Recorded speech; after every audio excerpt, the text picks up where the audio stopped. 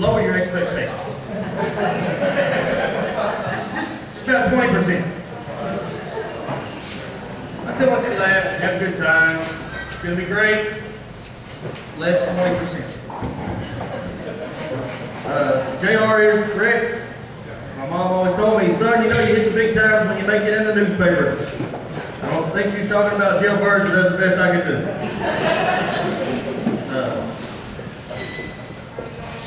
Thank everybody here at Brewskie for letting us put on a show here. They've never done comedy before. They've had a few bands that were pretty comical. That didn't count. I also want to thank everybody for coming out. If any of you read the flyer, you know that a portion of the proceeds tonight are going to a charity. We're gonna give part of the money to local veterans. So give yourselves a round of applause for helping those guys out.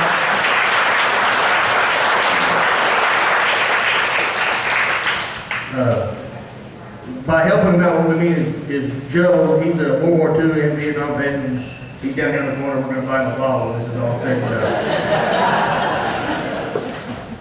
I'm gonna go ahead and sit down too, since we can all fit in my fucking living room. There wasn't very many of y'all showed up.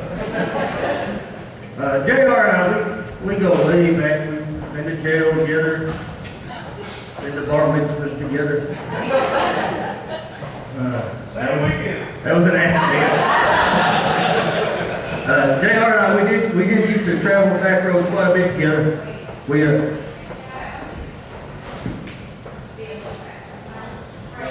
Y'all saw that, it's water. I got witnesses.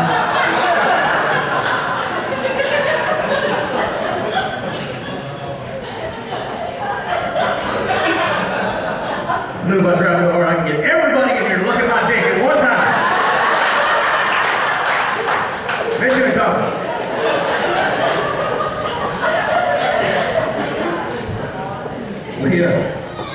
JR and I, we worked at the same casino. He was Indian enough to get the job, and he was enough Indian to talk into hiring a white guy too. And boy, we had fun. We didn't do our job, but we had a fucking blast over there. And we would buy a 30-pack of beer and throw it in the back of the truck on the way to work, and we'd drink that shit hot on the way home from work. Down by Ramlet, Oklahoma. I'm going to name the casino because they wouldn't fucking sponsor the show. So, now, back roads from Ramlet, Oklahoma to Lawton, Oklahoma can take anywhere from 30 minutes to 9.5 hours. It just depends on which left you take. And we did a lot of stupid shit. I mean, we never fucked each other, but we did a lot of other stupid shit out there.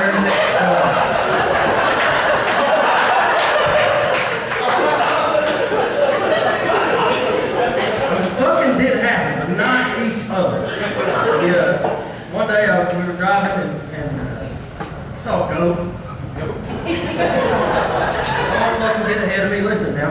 Saw a goat, had his head hung up in the field. Now, a guy like me ain't gonna pass that up.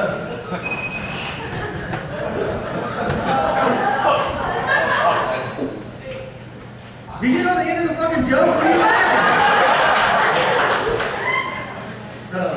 I'm not gonna pass that up. I mean, the horns are the parts you gotta worry about. And that's tangled up in the fence. So I jumped out and I fucked the shit out of the goat. Okay, now there's the end of the joke. Okay, I fucked the goat. And I know he was like the third best piece of ass I ever had. So I jumped back in the truck and I asked JR if he wanted to try it. And he kind of looked worried. You know, he's from the city. He's from Tulsa, Oklahoma, big city. I said, JR, you want to try that? He looked scared shitless. He looked at me and he said, I gotta stick my head in the fence?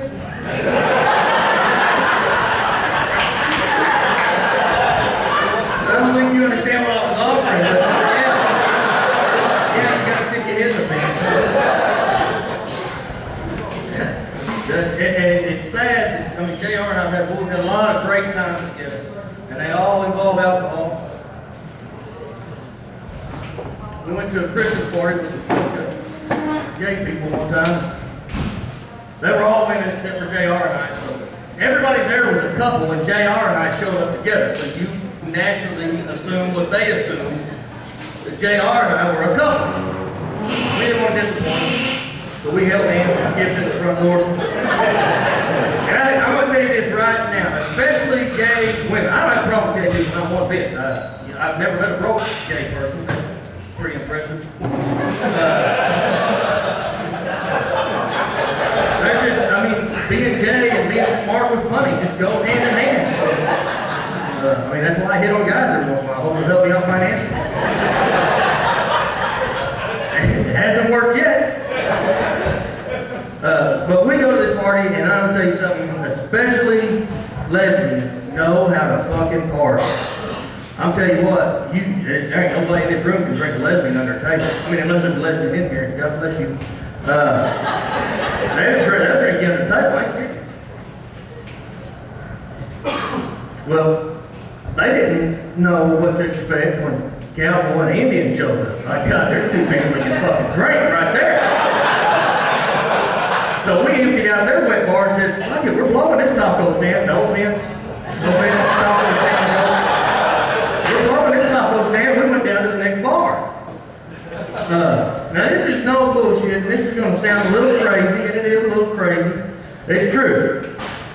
We go to Hoffman's Bar and Grill on 2nd Street. Anybody that's from Lawton or been around Lawton knows what goes on 2nd Street. There's a lot of hard-working individuals that work there when the sun goes down. We spot her. As soon as we're pulling in the parking lot, God damn it.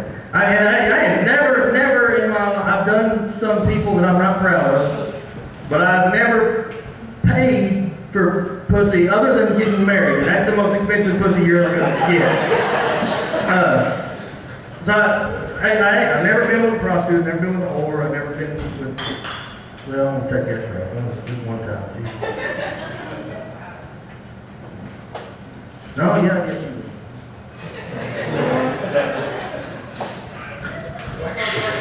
I didn't give her no cash. I gave her a case of beer. It doesn't really count. It was a trade. It wasn't cash.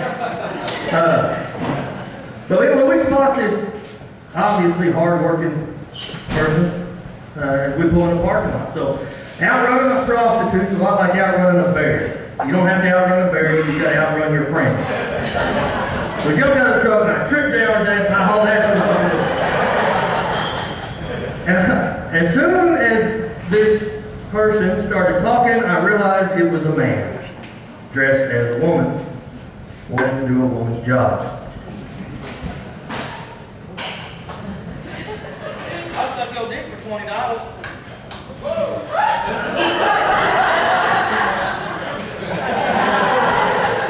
I'll suck your dick for $20. That's not a line I wanted to have to repeat.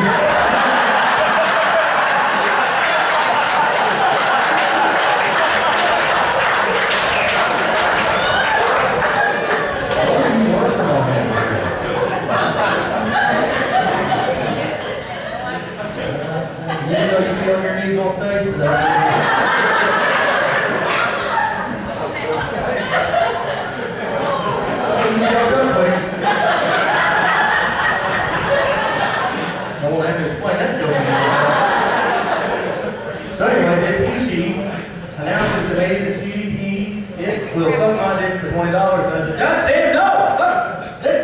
Like, I'm trying to get the door as quick as possible. But JR wasn't moving fast enough, so he got caught too. She started announcing, or he started announcing, I didn't suck JR dick for $20. God damn, we're just trying to get away. So we make it to the door, and right as I'm opening the door of this place, from behind me, I'm shit you know. Well, if you ain't got $20, how about a toaster? Now, I'm not interested in sleeping with a prostitute at all, much less a man dressed as a woman prostitute, but curiosity got the best of me. What the fuck you want, a toaster? Yeah, I need a toaster. I said, who the fuck carries a toaster around with them? We just got that moving. I did have a toaster in the truck, so we were able to make business. But other than that, I mean, that was the fucking weirdest thing that ever happened.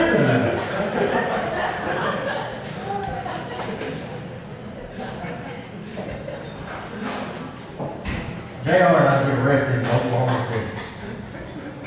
I wish I made this story up. we decided we're going to be good husbands, and we're going to take that. And first of all, you need to know, fuck Kenny Chesney. That motherfucker got me thrown in jail in Oklahoma County. It is his fault, and I stand by it. Swear at him, right. I like him. Anyway, I didn't like him before we went, but JR and I made our wives like him. We're going to buy tickets. We're going to take him to see this show. Gretchen Wilson's opening up for him. And I like her, so we'll go see it. Well, we get there, and JR, I never did sit the Ford when it was still the Ford Center. JR had been to several events there. He said, we need to get tickets for the second level. That's where they sell liquor. All right. So we get there 45 minutes before the show starts, and we start double fisting around and folks as soon as we walk in the door. So, we got to listen to Gretchen Wilson, the opening act, from the basement of the Ford Center because we were already under arrest.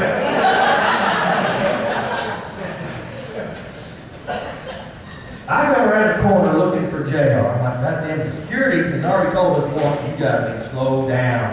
I mean, it's bad when they're trying to slow down the sales. I mean, that's how bad we were. So I come around the corner looking for him, and I see these security guards getting hemmed up against the wall. Well, I thought I was sober, but I was pretty drunk, and I wanted to stick up for my friend. So you rent-a-cop motherfuckers can't touch him like that? Little did I know, the Ford Center does not use rent-a-cops, they use Oklahoma County Jail. And they can't touch him like that, and they show that they can touch me like that too. So we're in the basement of the Ford Center, handcuffed to a folding chair.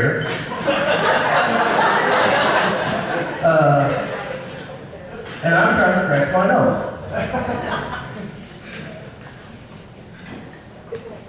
You will not get the full reenactment.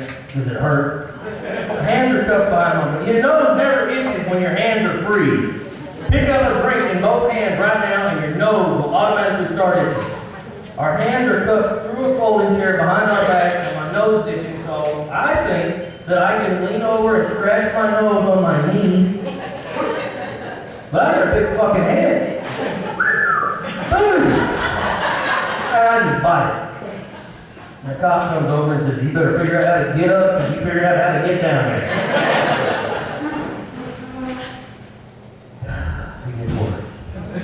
We are taken out of the Ford Center. They backed the squad car to the garage door from the basement, and it's starting to rain. And it's embarrassing. And you know, you do something regularly enough, you think you get used to it. I've been arrested from Dallas, Texas to Centerville, Iowa, and I've spent several nights in almost every county jail between here and there. I wish that was a joke, but that's the truth. I've spent a lot of, gosh dang, probably a year of my life, 2 nights at a time in county jail. It's embarrassing to get arrested. Oh, it's just shameful. They treat you like a criminal. So they take us out, and it's in front of the Ford Center. The fucking place is packed. It's a weekend, and there's people going to Bricktown. And, you know, I mean, it's just crazy, and we're handcuffed. You know, so we got to make a scene. We got to make it look like we did something besides get drunk. Like, you motherfuckers ain't going to take me alive! Raising hell! Now, JR, when they put the handcuffs on JR, I mean, he was fucking hammered. I didn't see him. He was smashed. They put handcuffs on him sober. Yes, sir. Yes, sir. Yes, sir. I'm sorry. I just want to go home.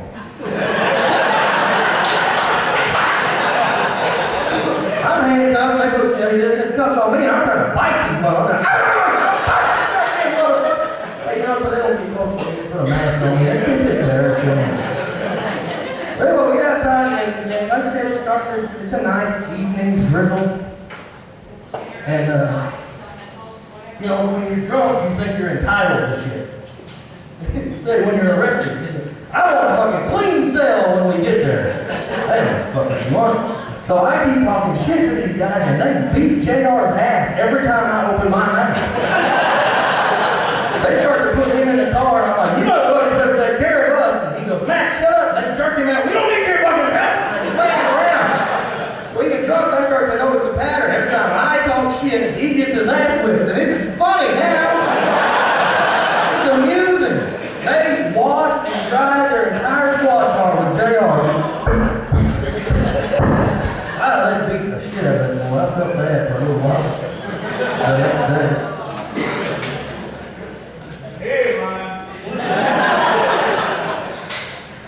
Anyway, they took us to the jail. We're getting checked in, and you gotta empty your pockets. Well, first thing, my wife caught us in the hallway before they took us to the basement, and they gave her all my shit. They gave her my money, that was fucking stupid of them. They gave her my phone, and I had shit when I got checked in jail. JR still had all of his things and his wife's things. So he's in front of me, and we're standing in line, like, we're just waiting for our school lunch or something, and he starts emptying his pockets. First thing he pulls out, 2 cell phones. The cops look at him. What are you, a drug dealer? And, I said, now JR is sober as can be now and scared shitless. He goes, no sir, that one is my wife's cell phone, that is not mine. I don't know, I might have stolen, I don't know, but I didn't. One was my wife. I'm not a drug dealer. I'm not a drug dealer. I work with small children for charity cases on the weekends. I'm really a good guy. And he said, okay. So they check me in. Next thing they pull out is a compact and lip gloss. And they just look at it. I swear to God, that's my wife. They said, sir, we don't judge here, we just book you. So now he is checked in. Like JR said, he's Indian. We're checked in, but they checked him in as a Hispanic male, cross-dresser, drug dealer. Now, he's safe if we get arrested in Oklahoma City again, because none of that shit is true. He's a fucking Indian man who does not dress like women regularly, and he's not a drug dealer. So his identity is completely safe. Now, they handcuff you to a pole on a wall and tell you to sit down in the floor. Handcuff you to a pole, sit. I don't know if my arms are abnormally short, but my ass missed the floor by about that much. So they come to this pole and I just swing it.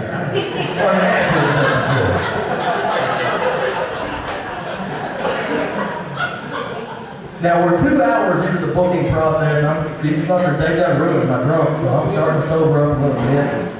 This cop comes walking by, same cop who beat JR's ass outside the sports center. And I said, hey, can you have that real quick? He said, Mr. Ferrell, are you gonna behave? Yeah, I'm sober now. So he uncuffs me and he takes me to a holding cell. Now, anybody else been in Oklahoma County jail? Yeah. It's a lot more hands went up than I expected. It's a big, wide open area full of desks where they do all the booking and everything. And this holding cell faces all of this. There's people in there working, there's other people under arrest, there's nuns and shit praying for me, there's all kinds of shit. This big picture window, there's a toilet in the back of this room. He says, you can go in there. Locks the door. So I'm standing there taking a leak. Now, every once in a while, I like to piss like a 4-year-old. Where you put your pants all the way down to your ankles and stand there. So I'm pissing. Like this urine. I look over my shoulder and I see this big window where everybody can see me. I gotta do that. In front of the big picture window is a bench.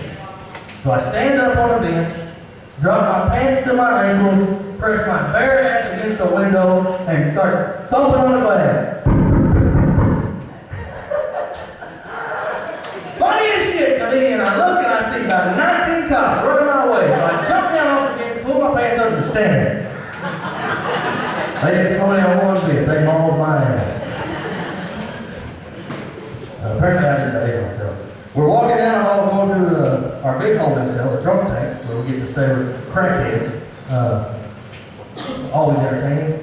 And there is a bride and groom, still in bride and groom attire, handcuffed to one of those poles on the wall.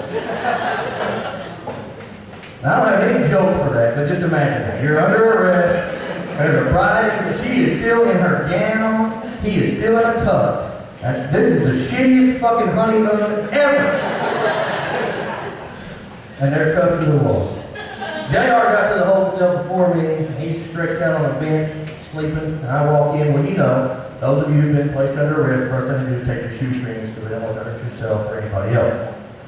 I think it's like to fuck with you and take your shit away. I walk in and I see JR's shoes.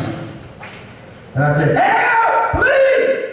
Here they come running. Here comes the whole army. They come running in there, padded up, ready for a fight. They said, what's wrong? I said, somebody stole this fucking shoelace.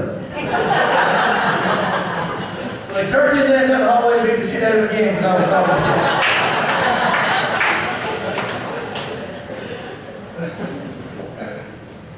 Man, I don't think that was it all. Let me talk to you about tattoos. I have tattoos.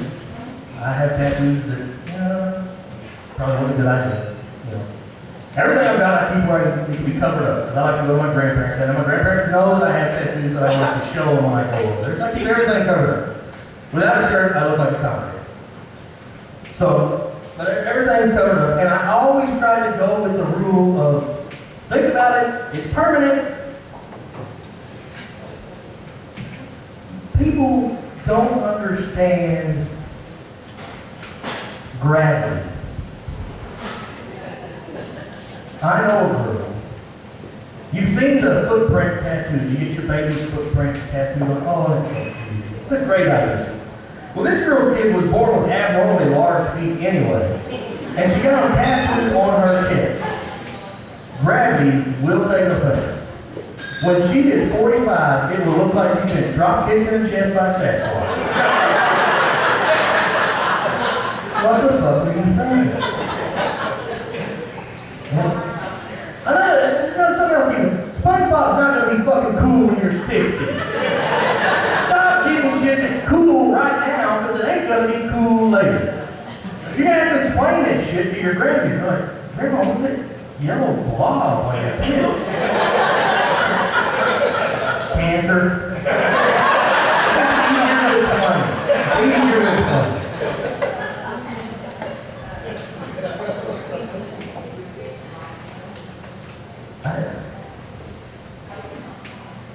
People who get Chinese words.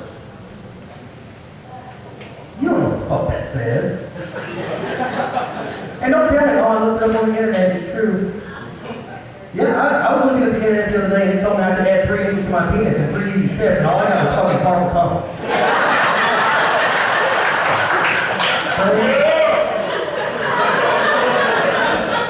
Just because it's on the internet don't mean it's true. And even if it's not in Chinese, if it's in English, you probably at least want to check the spelling. Because nobody wants a tattoo that says no regrets. Listen, tattoos are great, and just think about it. Just think about it. I had quit drinking a while back. Whiskey. I mean, I still drink beer. As any alcoholic will tell you, as long as you drink a beer, you're not an alcoholic. So, I just drink beer now. This is my first attempt at doing one of these shows sober. So, it might be a little slower than anything you've seen before. I got to really think.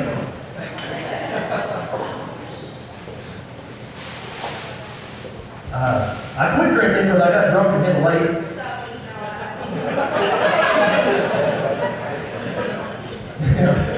And the cops showed up, and you gotta love cops. And I only say that because there's always a chance there might be a cop in the audience. I can't understand it.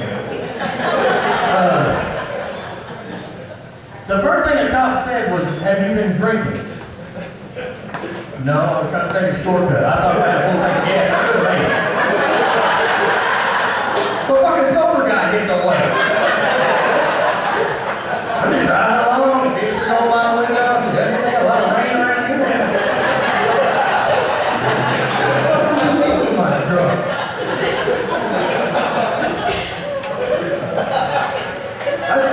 I'll tell you, another thing that bothers me about drinking all the time is I was tired of waking up doing 80 in my truck.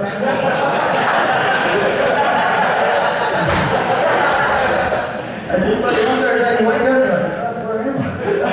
Oh, shit. Everybody's had this night, unless you're a good person, but all the rest of you Have you ever woke up and gone, God damn, how did I get home last night? You go look out the window and your truck's parked in the yard? Well, I drove? Oh, that's not good. I literally have pulled T-posts out of the tailgate of my truck because I woke up like that. I guess I drove home. There's puke in the passenger seat. There's a T-post sticking out of my tailgate and the back window's knocked out. Yeah, that hadn't been me. I don't know what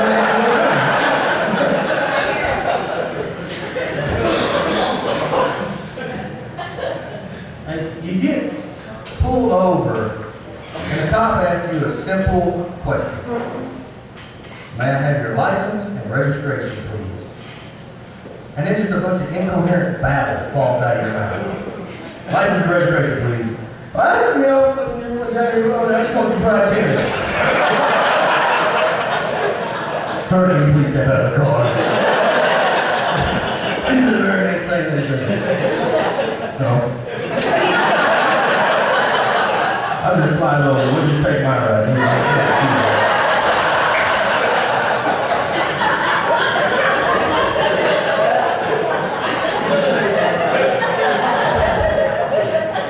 The worst thing about a long night of drinking is the morning breath the next day when it tastes like a cat shit in your mouth. You wake up and what is that? Where am I? What is that fucking cat? Oh God, it's horrible. I hate cats too. Let's try to drink now.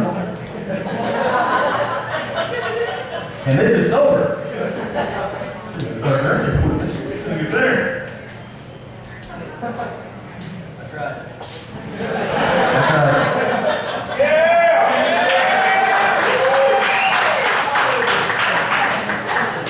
All right, now that we got the show going.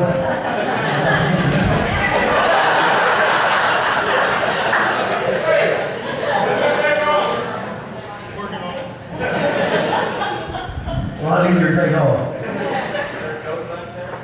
Yeah.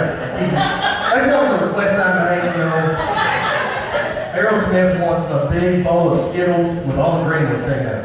I want to go tie it back. And I like those because they call my name. Meh.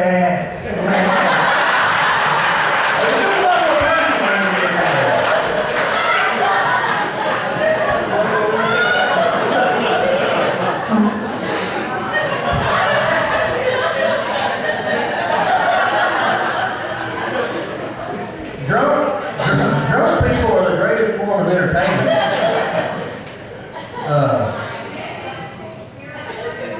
I don't know, Jesus is not going to help us.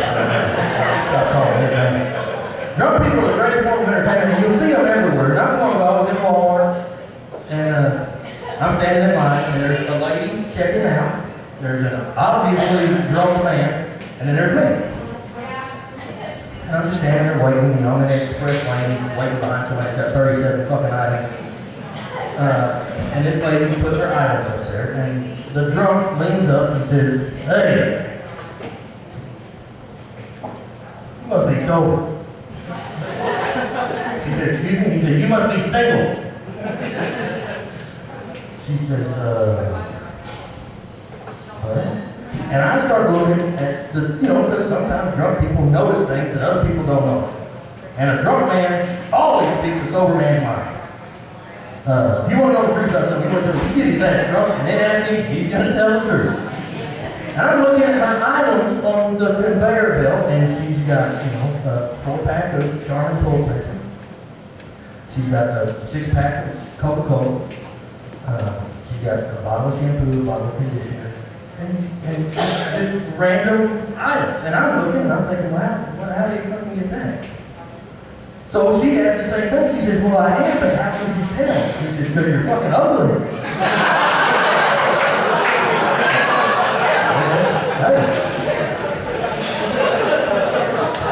Hey, can't use the beer.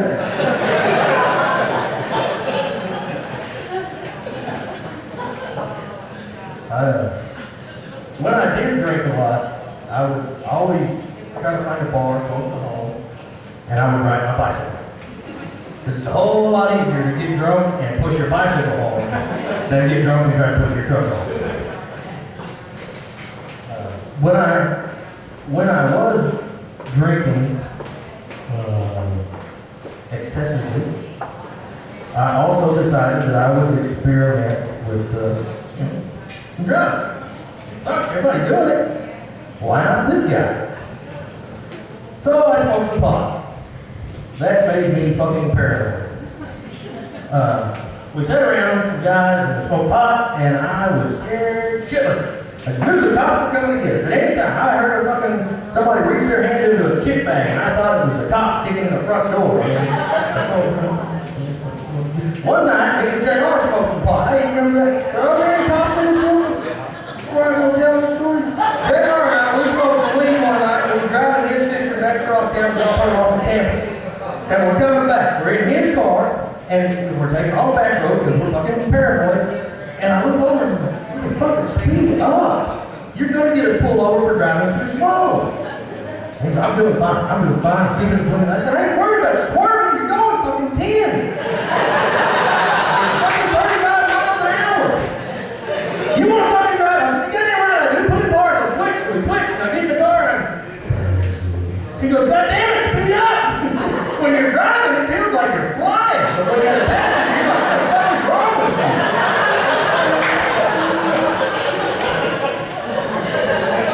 That was the end of my pot smoking, man. Well, then a guy at a bar one night, he said, hey, man, take some tequila. You want to take some tequila? I said, yeah. He said, no, man, ecstasy. I said, hey, I heard about that on 60 Minutes. Took me an hour and a half to watch it. I said, well, yeah. You know, this guy was the most polite drug dealer ever. You know, he gave me a discount. I say the discount is how much it's supposed to cost. It was pretty cheap. And he said, hey, you need to quit drinking beer. Switch to water. You're going to get dehydrated. And here's an extra vitamin pill that will help you. I'm like, man, this guy's nice. This is the nicest drug dealer ever. So I took this pill. And we're an extremely crowded bar. I mean, it's nothing like this one right here. I mean, it was fucking shoulder to shoulder. And of course, there were talented people performing at that bar. That's why it was probably packed. And I was like, man, I'm pissed off. Because even though I got this drug for cheap, I ain't fucking doing nothing. So I got, fuck, I'm mad. I go to the bathroom. I'm going to take a leak. Then I'm going to come back, I'm going to start drinking beer. And I know what beer does for me, and this pill ain't doing shit. So I go to the bathroom, I come back, I mean, it's a long ways across this bar, shoulder to shoulder people. And I walked from one end to the other, 100 miles an hour, and never touched a person. I floated through that bar. Man, floating through people. I had fucking Muhammad Ali walking through that car. I probably ran into a shitload of people, I just didn't know it. But when I was walking, it felt great. And I got to the other side, and man, there's a guy, and I'm talking to him, I said, man, I said, this drug don't work, man. He was not sure. I really like this shirt. And then I took him, really? No, because I like my shirt, too. Now, the special that I watched on 60 Minutes said that this drug was going to make me horny, and I was going to fuck all night long. I never got horny. I just wanted to fucking hold hands with somebody. And I didn't even fuck who it was. I ain't know shit. Fucking voodoo, man. Let's walk out through the truck, man. Just hold my hand. Well, then, so voodoo left. He did it. So then we leave that bar, and we're following somebody, and they're stupid, and if you go south long enough on 38th Street, it turns into a fucking driveway. Just so you know. We didn't fucking know that. So we're doing 100 miles an hour. Whoa! We're following this guy. And all of a sudden he disappeared, and then we look over and we can see his taillights, but they're one over the top of the other. We can't turn that way because still in the truck, we'll kill him. Floor it. Oh, whoa, palm down. truck into a pond. Now, I'm drunk, I'm stoned, I want to be holding hands with somebody. So I look at my wife, who's extremely pissed off right now, and said, don't worry, babe, I'm going to carry you out of this pond. She said, you ain't going to fucking touch me. So we had to call Buddha to come back and pull us out. He said, don't fucking touch me when I get there and pull your truck out of the pond. So the next thing, you know, throw that bar one more time, if I bring nothing back, I'm gonna shit.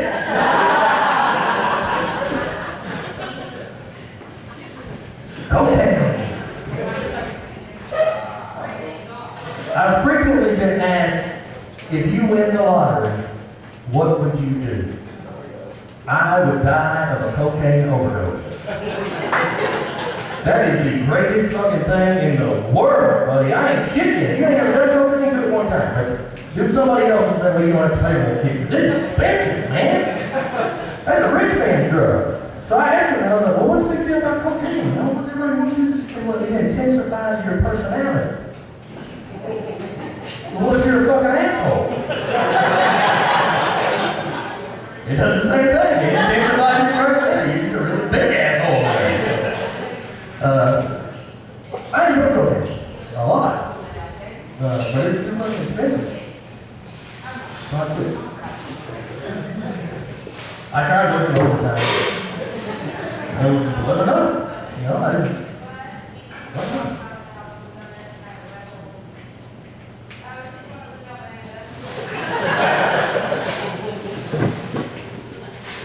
Next subject. I've got 3 great kids. I've got a 6-year-old son, an 11-year-old son, and a fixing to be 14-year-old boy. Who else got kids? Raise your hand, you got kids. You got kids? Be proud, you got kids. Angie, you better raise both your fucking hands. You got a basketball team, I'm gonna play on it. Wait a minute, kid. Let me ask you a question. Why don't they ever shut the fuck up? Jesus Christ, you don't talk about anything. Oh my God, they talk about it's like I just try to turn the radio up and they just keep talking louder. They talk to me about fucking physics and I don't know, they fucking graduated 1.67. Fucking skim through consumers math, you know? I don't know. Why is that? I don't know why the car's fucking red. It's just a button they push in the fuck. I don't know. Stop talking. Shut up. I love them when they're great kids.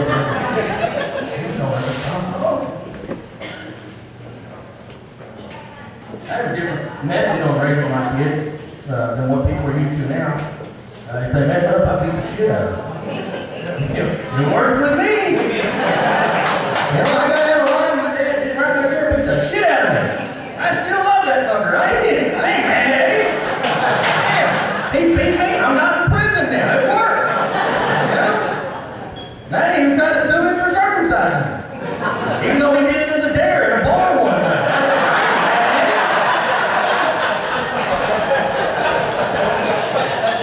He's a fucking beer cap top. Furry dilly. I mean, that's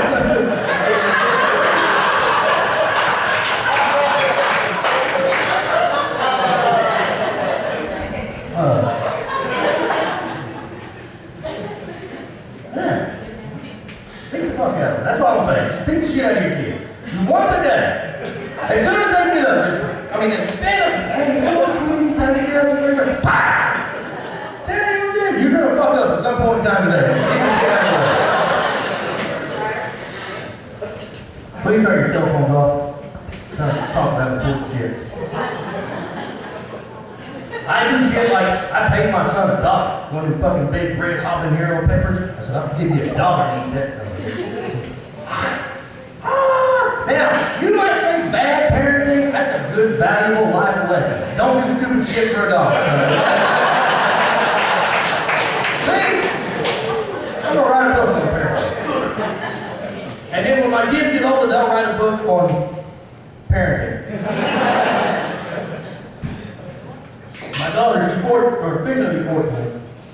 And I remember when she was 2 years old, it was my first alone parenting experience. Mom had to go to work, I got a day off. You stay home with the kids. No problem. Go play with your toys. And I sat down and watched TV. Pretty soon she had a cute little tea set. And she comes in and she brings me a little teacup. I put one pinky up, I drink the water. Oh, sweetie, you have such good tea. Send her on her way. Well, this goes on all fucking day. Not only do they not stop touching, they're relentless. Man, you're gonna fucking play. You don't have to, I'm having a goddamn tea party, Dad, you're in it! Well, my wife comes home and she sits on the couch and she's exhausted, long day at work. And I said, hey, just watch it. Here's your princess. So she comes back in, brings me a cup of tea, put her pinky up, I drink it. And my wife looks at me and she goes, hey, dumbass. Did it ever occur to you the only place she's tall enough to get water from is the toilet?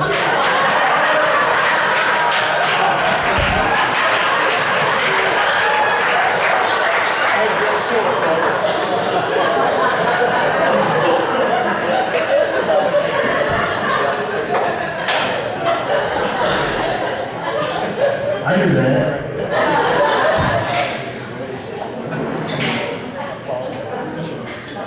Now, another thing about your kids is your kids can make you feel like a superhero.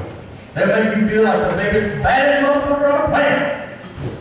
And in the same day, sometimes in the same breath, can make you feel like the biggest piece of shit on the planet. Let me give you an example. My wife is going out of town for a PTA convention. Matt, you got the kids for the weekend. No problem, I can handle that. As soon as I get out of earshot of her, I talk to my kids and I start encouraging them to go stay the night at other people's house for the weekend. I get rid of my daughter, I get rid of my older son, now I just got the boy, the youngest boy. 5 years old, how fucking hard can that be? So I tell him the day before, I said, hey bud, it's gonna be me and you all weekend. The guys hanging out at the house, drink beer, do whatever. Dude, I don't know. So he goes to school excited, man, he's stoked up, and he's telling all his friends, and he's crying, and he's like, yeah, it's gonna be me and Dad this weekend, and he's gonna come pick me up early from school, and the only reason he's excited is because he knows when his dad's turn to watch McDonald's every fucking meal. Every meal. There's no vegetables involved, there's no meatloaf, it's fucking cheeseburgers and chicken nuggets, and you get a toy every goddamn time you eat. That's why he's excited about being with me. So, I go to school and I pick him up early. He introduces me to every kid in his class, just pumping me. This is my daddy! He's my daddy right here! You know, he's excited, pumping me up. And I'm excited because he thinks I'm so cool. You know, it's great. So then I take him to McDonald's. And we go to McDonald's now, they play in the play area, and he's just having fun. I let him play as long as he wants. He gets tired, and then I load him up in the truck and head to the house. You know, it's just great. Great. Man, he just made me feel so good. He loves me. Looks up to me. So later that night, I'm sitting in my easy chair at the house, and I'm thinking about the great day that I just had, and how good of a dad I am. And then all of a sudden I hear, who the fuck's in my house? So I go and I open the door, and there's my son. I forgot him in the truck. And I just looked back where he cared about my feelings, he would have snuck in and let me think about the only thing I was doing. But he ruined my day. They just build you up and break you down. Been married 12 years to the same one. I ain't broke that up. Got a good thing going. I fuck up all the time, but she keeps forgiving me. So apparently it works. She's been acting a little weird lately. I didn't know what to do, so I went to Jerry. Commercial said, ooh, he went to Jerry. So I went to Jerry, and Jerry didn't know what the fuck's going on with her either. So we're still trying to figure it out. You know, I thought the commercial was stupid. Yeah, it makes it look like everything's better. Go see Jerry.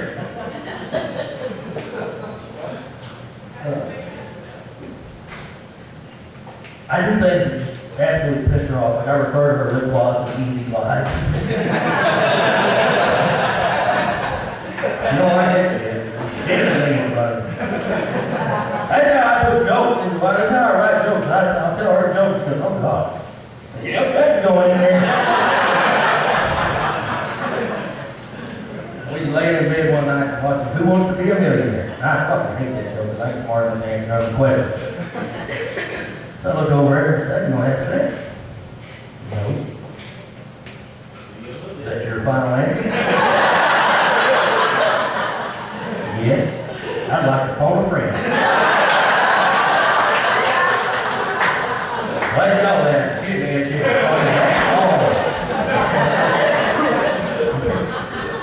Watching, again, like, that's the only thing we do when we're together is watch TV. We're watching TV and a commercial comes on for, now these fucking dating sites are killing me. Christian Mingle Doctor, are you fucking kidding? Farmers Meat Doctor, are you fucking kidding me?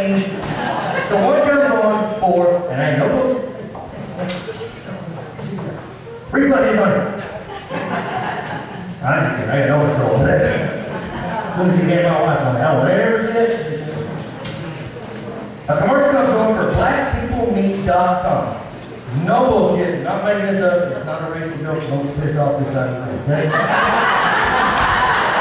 I didn't mean to leave you out, but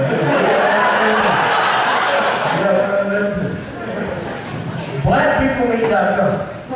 My wife said, go get the computer and put your profile in there and let's see what happens. I'm home. They hooked me up with a nice little Asian guy. Blackpeoplemeat.com. They got a sense of humor down there.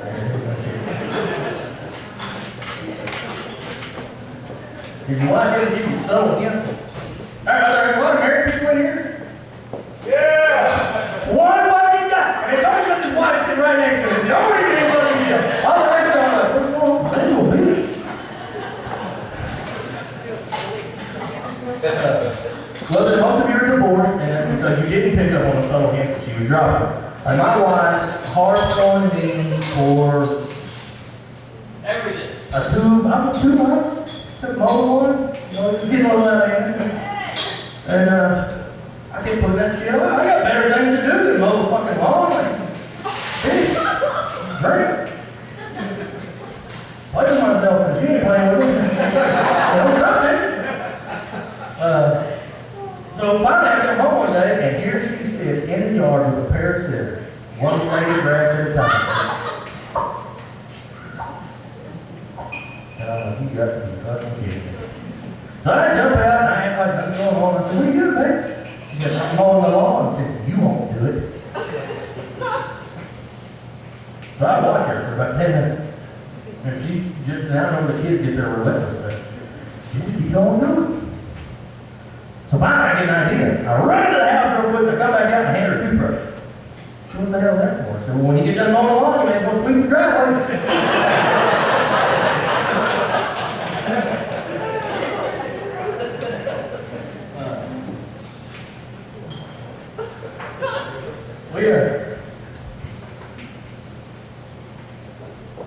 Spend way more time at Walmart than I fucking want to. I hate that place. Everybody that works there is a spawn of Satan. Everybody that shops there, besides me, is a spawn of Satan. There is nobody smiling in Walmart. Everybody's pissed. And that's the only enjoyment that I get while I'm there, seeing a bunch of other pissed off people. But my wife does shit like disappear when we're walking through Walmart. And it makes me look like a fucking trash can. Because I keep talking and she's gone. I'm pushing the buggy, and she asked me about my ideas for some supper plans. So I'm going Monday through Friday, buddy. We're going to have spaghetti on Monday night, we're going to do easy hot dogs on Tuesday. Wednesdays are pretty busy, so let's do something easy on that. Where the fuck's she going? I'm just strolling along talking, and she just decided to take a left. So I'm just talking, what are you doing? You can't do that to me. So now, when I see a guy walking through Walmart talking to himself, I do not automatically assume he's a crackhead. I help him look for his wife. Don't worry, buddy, I know some trainer somewhere else. Hey, what's it like?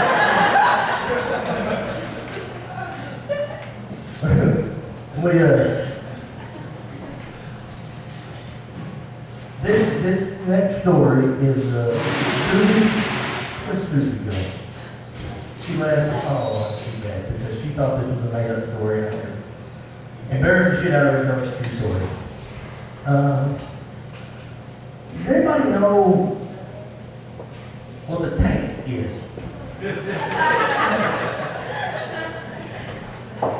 Yeah, we call it the brick wall at my house.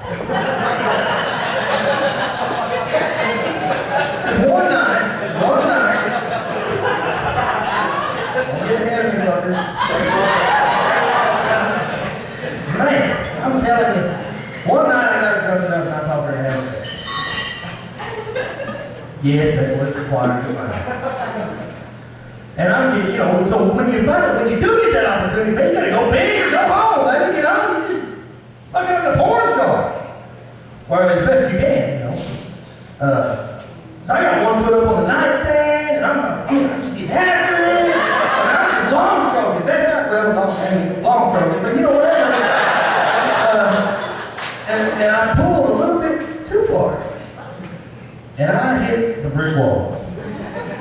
Head on, full speed, folded my dick in half, and I turned into a crippled retard on the bedroom floor. Right? Oh my God, I've never felt pain like that.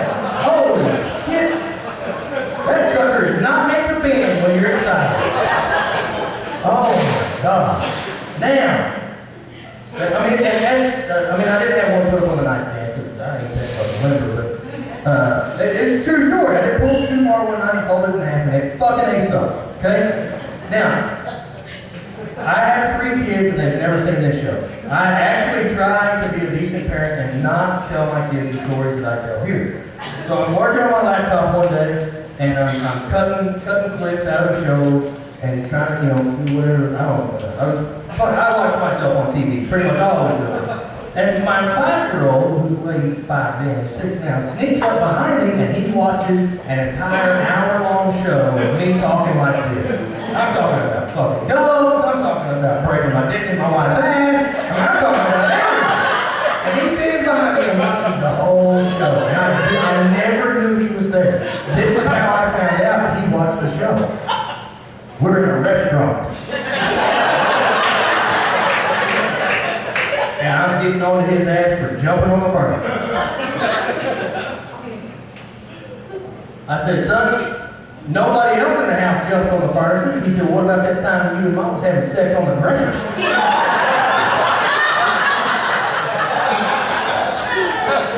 I did the only thing I knew to do. I got up and left. I let my wife Mary try to fix that situation. What any loving husband would do. That is terrible. Common argument amongst my spouse and I, where do you want to leave? Turns into a fucking fight every goddamn time. I ain't shit. Now, I know exactly where she wants to go. I know she wants to go to the Olive Garden. I know. I heard her talking about it earlier.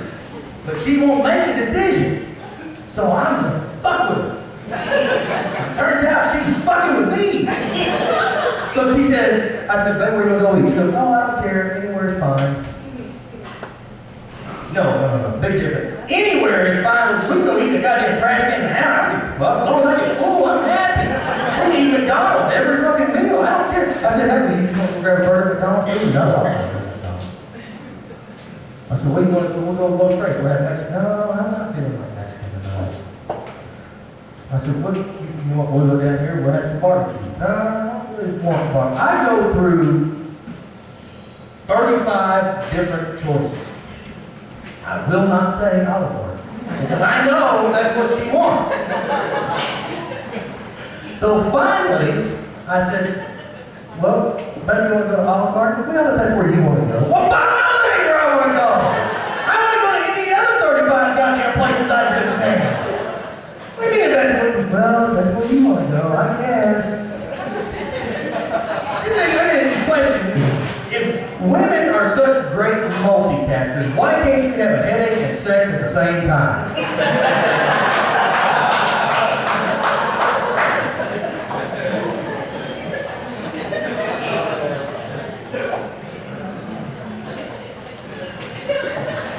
Putting shit together for these shows sometimes it takes a whole lot.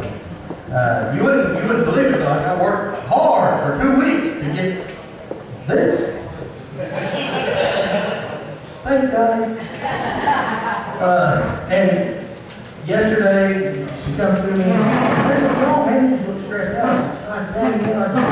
I stress. People ask me all the time, "Will you get nervous?" I don't get fucking nervous because I make an ass of myself every fucking day anyway. What's the difference doing with a microphone like that? I'm gonna act stupid anyhow. So I don't get nervous until people start coming in the door. No, it's not enough people. We're not a cover call. I mean, that's the only thing that makes me nervous. It's mine. And by the way, thank you all for your donation. We fucked you all.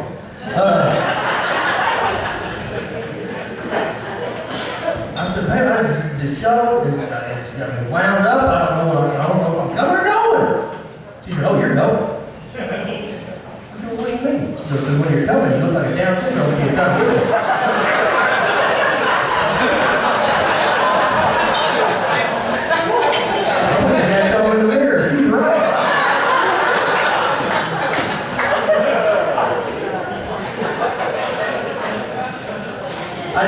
I don't, even after 12 years of marriage, I don't know how to take a compliment sometimes.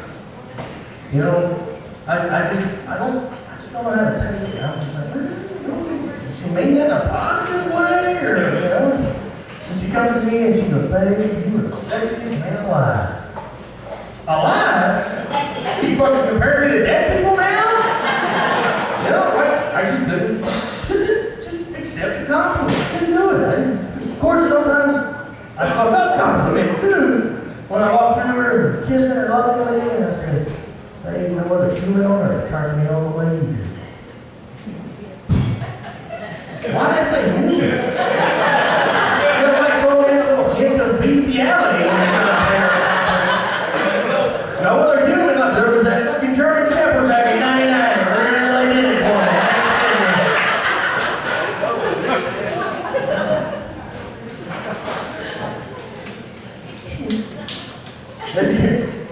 Sorry, I have to break a really good deal with it. Y'all should read it. Funny. Hey, do I ever fuck with you? The other day, I'm fresh out of the shower. I'm drying off. I bend over to dry off my legs, and she comes sneaking in behind me, and she runs her finger right up the crack of my ass. God damn it! I tore the shower curtain down and started beating the tile off the wall, trying to get away from that shit. That'll scare you. Bubba Solo! Right there! Everybody looking clap for Bubba Solo. He just got out of the jail today. I did more fucking applause than y'all gave me when I walked in.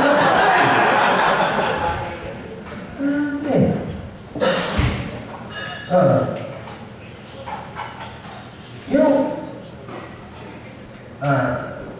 I'm 30-something years old. 32 years old. And things are starting to change. The number of times I have to shake my penis when I get done peeing is one of those things. When you're a kid, zip, pee, zip, walk. Daddy! Now I zip, pee.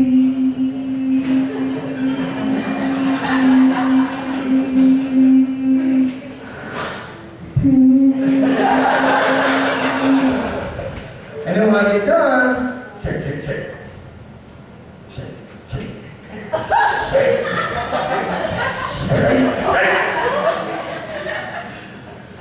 Got it. Put it in my pants, runs down my leg. I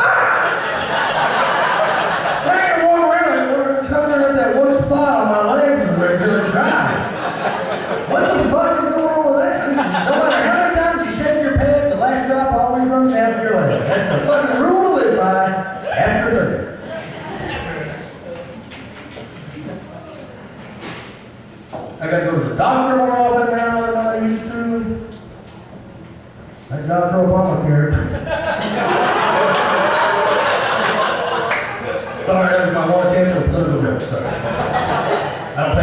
politics. I can tell you this. Let me get into politics for just a second. For those of you who believe in the Democratic Party and the Republican Party, two separate entities. For those of you that believe in that, you are fucking delusional. When was the last time your political party in the last 10 years has done a fucking thing for you? When you are voting, no matter what you're voting for, you are voting for the best liar. The guy that makes you feel the warmest and fuzziest. Or woman. She's gonna win this go round, I promise you. And I'm not against her. I'm not against her. I mean, if you want to fucking end the war, send a woman. She'll fuck their asses up. No mercy, baby. So, I mean, and that's not political humor. That's just whichever one sticks his finger in your ass at the end, vote for that guy. Okay? That's how you should vote.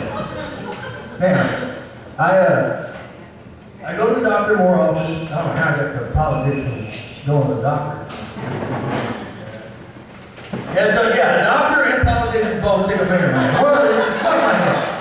Anyway, I go to the doctor and he's concerned about my health. Mainly because I'm starting to look pregnant. And I ain't been late, so I don't know what that's going on. But he says, well, what is your eating? How many meals do you eat a day? All day? Well, how many bowels do you have a day?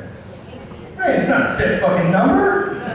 It's just fucking cram food into my face all day long, no regard to what it is or how many carbs there are. Just that looks good. You don't even have to look good. I mean, it's like, you know, a girl in a nightclub. When it gets late, take what you can get. Fucking eat it. Go on.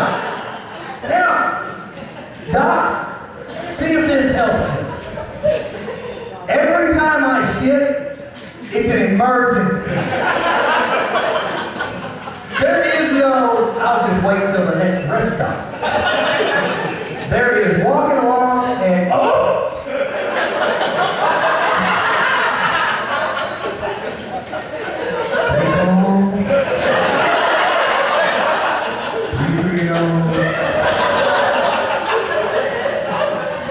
Okay, good. You get that when you're driving, and it, and it turns into you're standing on one foot, and you're clicking your ass cheeks together, sweat is just pouring. Now, every comedian is somebody who can't sing or play an instrument. We don't have any talents, but we want it to be in front of people. So we're like, I'm just learning some jokes. But every comedian wants to be more than just some guy that tells jokes. So I found my calling. I cannot believe that I'm the only person who has an explosive shitting problem. I am the spokesperson for you. Now, this is not like church. Do not come and talk to me about your personal problems after the show.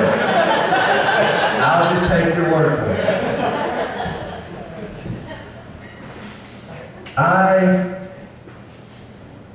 Not too long ago, was driving down I-44.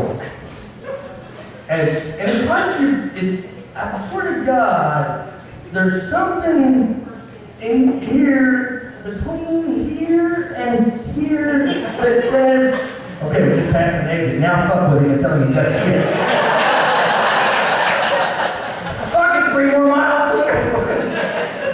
You're doing it, and your foot starts to cramp when you're standing on it. You're dehydrated by the time you get there because you sweat so much. And I just automatically, I'm not going to make it.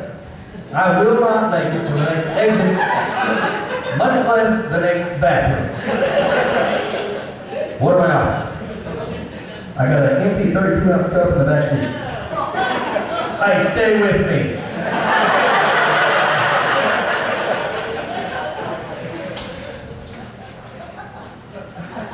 would just pull up on the side of the road and shit between the truck doors.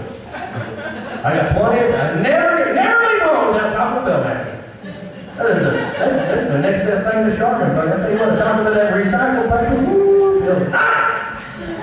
So, but I'm in a construction zone. There are people working. Can't really shit on the side of the road. Here's my plan. And this is terrible, and you're not going to like it. But I was out of office. I'm going to lay down about 27 Taco Bell napkins in the back seat. Hey.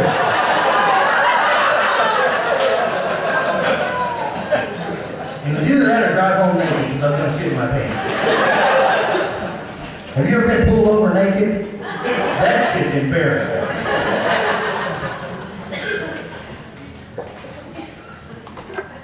So I'm going to lay down 27 Taco Bell napkins in the back seat. I'm going to chill in that napkin. When I'm done, I'm just going to swoop them out the road. This is my plan. So while driving, because I'm not wasting any time, I'm reaching in the back seat, knocking shit out of the way, getting ready. Now, I have a booster seat in the back seat. When I'm moving shit frantically, the booster seat flips over and it's bowl shaped on the bottom side. This is way better than shitting on that. Yes, I did. I shit in that fucking booster seat. Opened the door and set it out on the side of the highway. Went on top of it. 2 days later, I drove by and the booster seat was gone. Apparently, somebody needed that shit way over there. I wish I made that story up. I really do.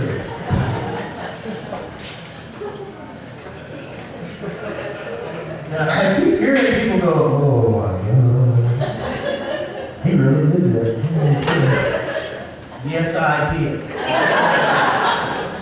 It gets worse. I'm doing a show in Apache, Oklahoma, at the big Pop Top Pub. It holds 5 people. And this is where I was first introduced to apple pie moonshine. Now, what will apple juice help you do? What does beer help you do? What does Crown Royal help you do? So, if you mix all these things together, it's inevitable. You're gonna shit.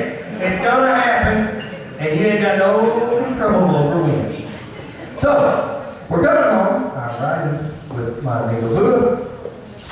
I just stop the car. Slides to a halt. I jump out, and I run down the hill. Now, I-44, when you're in the Fort Sill area, is very fucking steep on the side. Now, I'm drunk, I've got a big head, and I'm trying to go down the hill. So it turns into a fucking mad sprint. I get to the bottom of the hill, drop the trail, sitting on the side of the road. Nothing big of a deal. It's dark, it's like noon or something, and then I realized I didn't fucking bring no Taco Bell napkins. I don't want to have to go home without any socks. So I pull my pants up about crotch level and waddle my ass back up this fucking hill wearing Buddha's wife's car. I said, you got anything for me to wipe my ass with? He said, let me look. We came up with one gas station napkin, which the best thing to do with that is just poke a hole in it with your finger, wipe your ass with your finger, and use a napkin to clean your finger off. And a baby sock. I did the best I could. So, when you're drunk, instead of, I shit at the bottom of the hill, I'm standing at the top of the hill, just wipe and pull my pants up and go up. No, when you're drunk, you think you gotta go back to the scene of the crime. So now, pants around my crotch, baby sock and napkin in one hand. Here we go, back down the hill. I get back to the scene of the crime, I'm still on the side of the hill, I lose my balance and fall. Oh yeah. We rode home with the windows down. What you got? So, I get home. My wife did not go with us to this show, thank God. And I did stuff. I did cover. And I want to dip. I obviously have to go to the shower. I want to dip before I get in the shower. My wife was asleep. I have been out at a bar doing a show all night. She wakes up just in time to see me going.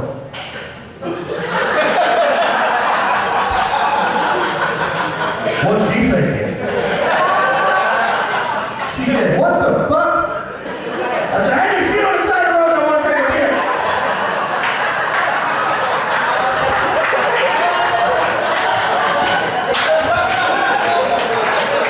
Oh, it's good me. She said, don't take a fucking shower.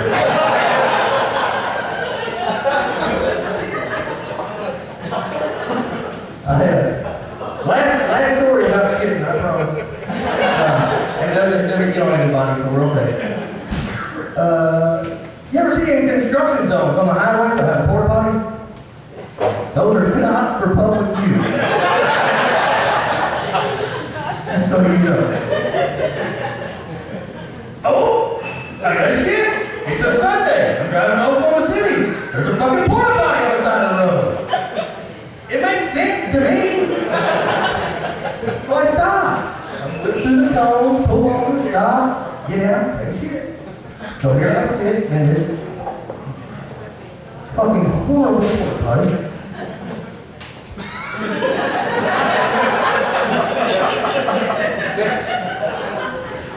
Reading my stuff on the wall.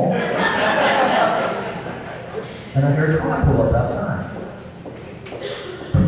Here's the door shut. The other guy fucking wait.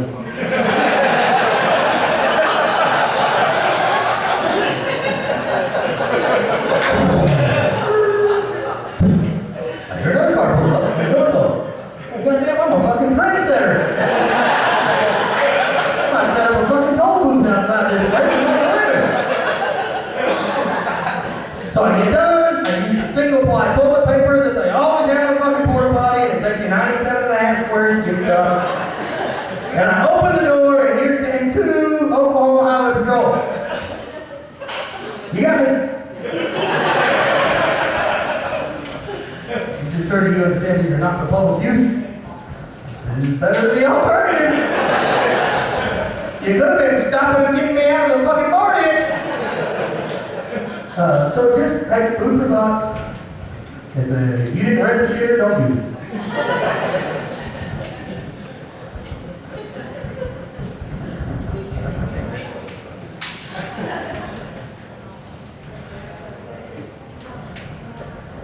How long have I been up here? How much time I got? Long as I want? Well, let me tell you something about the code right Just kidding. Texting and driving it's a big deal now. We all do it. Don't fucking lie. Just a quick, simple answer real quick. You're going to do it. I read the car. That is not fine. I was like, fuck! Get this car. Door flies open. Out steps a fucking door. This motherfucker. And I immediately start laughing. I cannot fucking help it. I have a handicap that enables me to keep from laughing at people who have a handicap. Now, I don't have anything against you. I'm going to help you out if you need help. I'm going to fucking laugh at you while I'm doing it. This guy. I'm laughing and he's he says, I am not happy. I said, no shit, I'd have begged you for grumpy.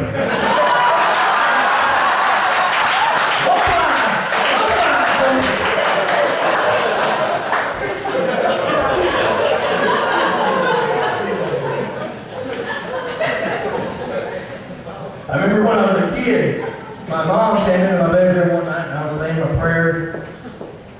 Dear Jesus, I've been good. I do what you order. I say, yes ma'am, no ma'am, when I'm supposed to. Sure would like a bicycle.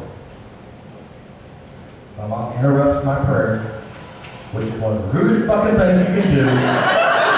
She did it. She said, son, that's not the way the Lord works. You ask for forgiveness, and you ask for mercy, and you ask for good health. You don't ask for materialistic things. Yes, ma'am. Lesson learned. So the next day, I stole a fucking bicycle and went home and said, God, will you please forgive me for that bicycle? And I think everything worked out just fine.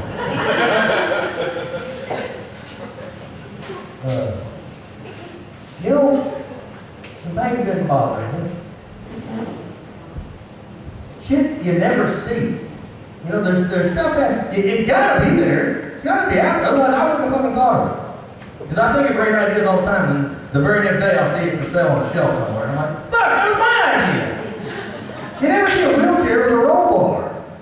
Does anybody ever else go wheelchair with a roll bar? I think it's you never see a Mercedes Benz with a bumper sticker that says shit happens. It's always one piece of shit car. You never see Snooki reading a book. You never see a fat, tall Chinese guy with red hair.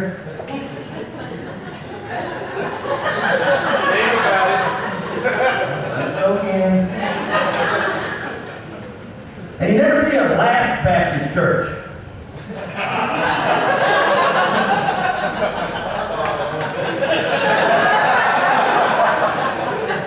How many verses can there be? It is the biggest fucking tie in the world.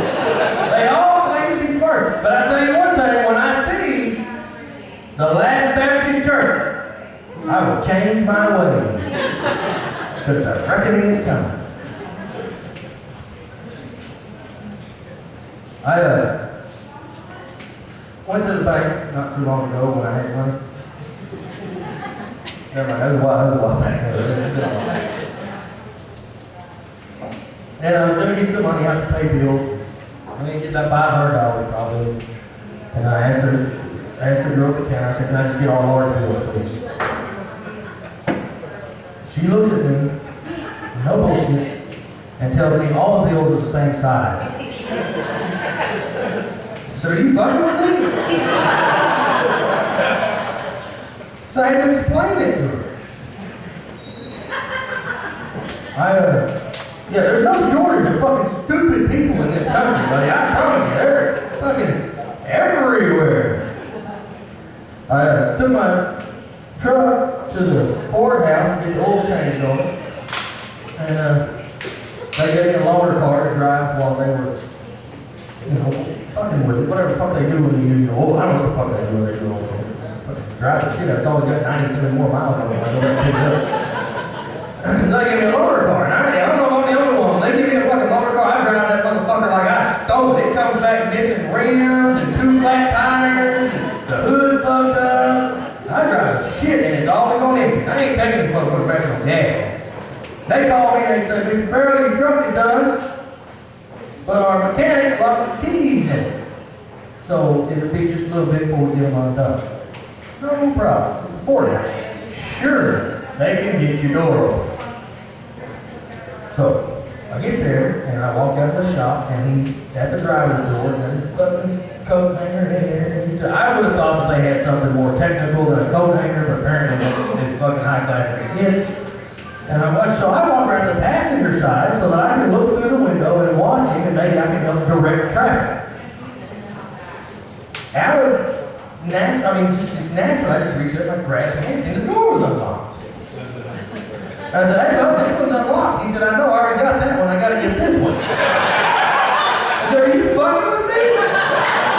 So I climbed in, set the seat, and watched him finish up.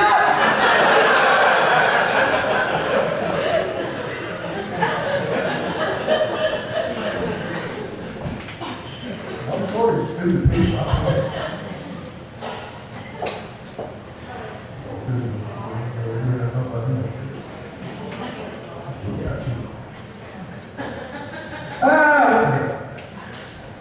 Let's talk about gay. Now, first of all, let me tell you, I really, really like the word faggot. Now, when I say the word faggot, it has absolutely nothing to do with a person's sexual preference. When you were a kid and somebody come up and said, hey, you're not supposed to be doing that, shut up, faggot. And you didn't even know about that kind of stuff. It's just a word. You know, I didn't know people did that at the time that I was using that. Everybody was shut up, faggot. You know? I like that word, and I think we should bring it back. I like the word fuck, too. I mean, I always refer to fucking. You know, I mean, it's a verb, it's a noun. There's all kinds of ways you can use it in English language. Verb and noun are the only two that I can think of right now, but I'm sure there are other ways. Now, I personally, like I said, we went to a gay Christmas party, and everybody that was there, we absolutely love them. They're great friends with JR's and I don't have a problem. I mean, hey, that's your preference, you know. I mean, I gotta give a guy who can suck a dick credit, you know. I mean, I couldn't fucking do it. I can't brushing my teeth, you know. I couldn't do it. You know, I just gotta imagine that it takes a different kind of strength, you know. It's just, I don't know. I mean, there's got to be some kind of personal build-up. So, you know, you just...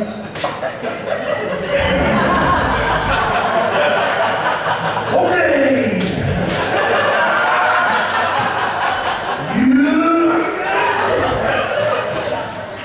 I'm gonna suck it! Okay, here we go! Yeah. Not anybody can do that. Hell, women probably do the same thing, you know? There's a build-up to that. It's not just anybody walks out with it. That takes a special person. Like I said, I fucking throw up every morning and push my feet. I can't pass my front 2 teeth and I start, I don't know anybody front me. So, and I envy gay guys. They don't ever have to worry about coming home smelling like pussy. They don't ever have that worry in their life. Man, that's nice. Of all the times I would not exactly. I think that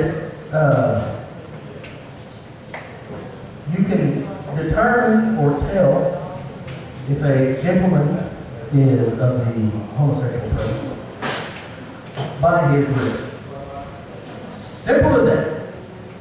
Simple as that. I mean, or if he comes up and goes, damn, hey, that's a pretty easy way to tell people. But Superman stood with his hands on his hips. So he'd have been so weird.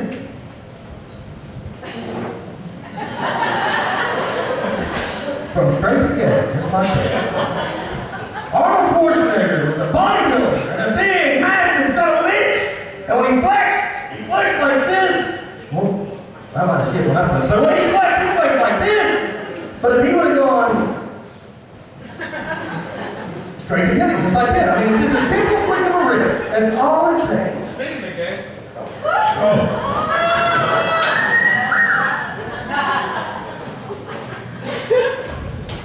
Oh, I didn't say that.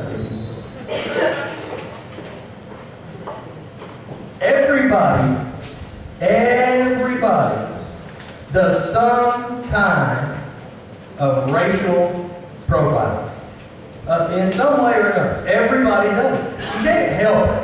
You're not supposed to judge what you do. You're not supposed to profile people or put people in a separate category just based on the color of their skin or where they're from or the books they read or how many their tits are or whatever. You're not supposed to categorize people like that.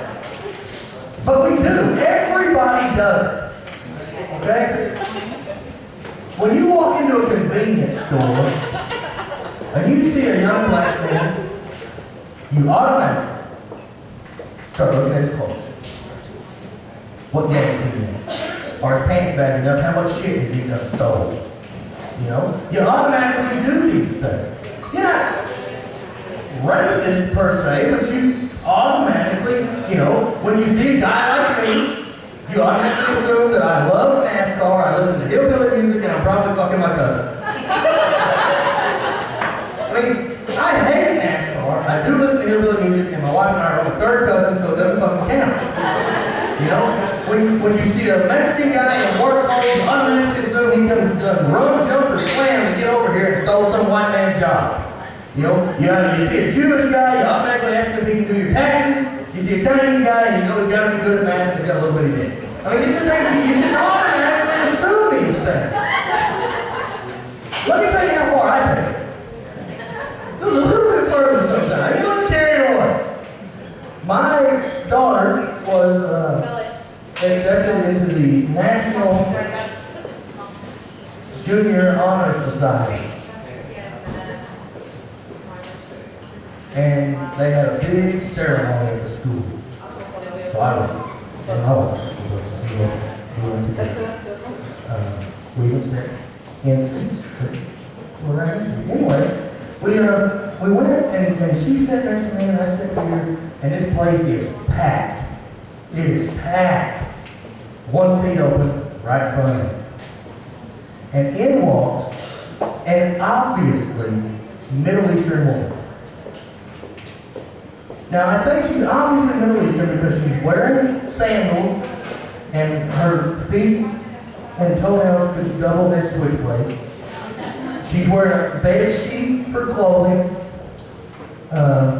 And she said, "Boo, boo, boo," when she walked in. Now, she walks in and she sits in the seat right in front of me and sets her giant fucking handbag down right in the aisle. And I immediately start racial profiling the shit out of her. She's looking around, she's real stiff, and she looks around like this. And I look down at that giant handbag, and I'm certain it's got a fucking bomb in it. And I see a blinking light.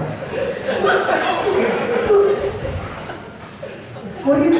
I mean, you gotta be a good Samaritan. So I jumped up and judo chopped the shit out of this bitch right in there. Like, kapow! And I drove her ass over the top of her bag, and I said, "Bah!" And the entire auditorium clears in like 10 seconds.